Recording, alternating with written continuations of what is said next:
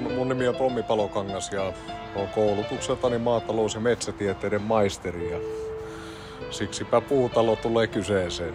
Ostettiin siis pohjamaali päälle kertaalleen maalattu talo. Ja nyt käytännössä ensimmäistä kerrasta tuli 5 vuotta täyteen, niin koettiin, että nyt oli aika maalata.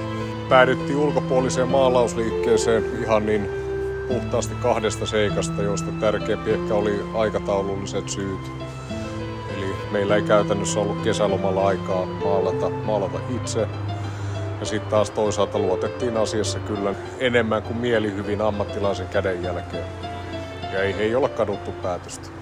Me teetettiin 3-4 tarjousta.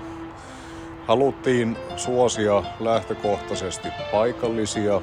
Tarjousten perusteella niin Erivärin tarjous oli kilpailukykyinen, joskaan ei halvin.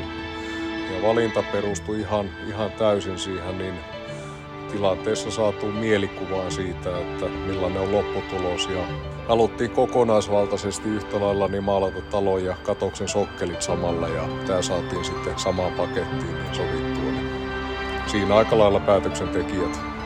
Aloitusviikolla 23 piti täysin ja kesäkuu oli kaikin puoli todella kuumaa keleetään ja mun mielestä ammattimaisesti ja fiksusti niin aloittivat ensin ja tekivät katoksen ja talon pesuun ja miettivät työvaiheet nosturitarpeineen päärakennuksen osalta ja juhannuksena työ oli valmis eli kevyesti määräaikaan mennessä.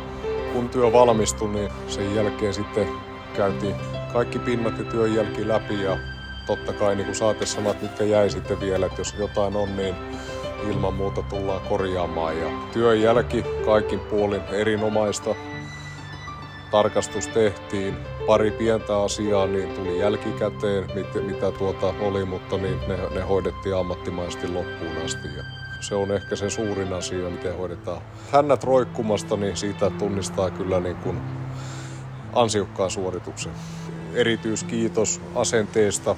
Ihan jo niin kuin projektin aikana käytiin asioita läpi ja siinä kun valistumaton ihminen kyselee asioista, niin ensinnäkin riittää pinna vastailla korrektisti ja sitten jos on jotain, mitä kenties halutaan tehtävän, niin ne tehtiin kyllä niin kuin erinomaisella asenteella. Että tullaan suosittelemaan ihan varmasti tässä lähipiirille.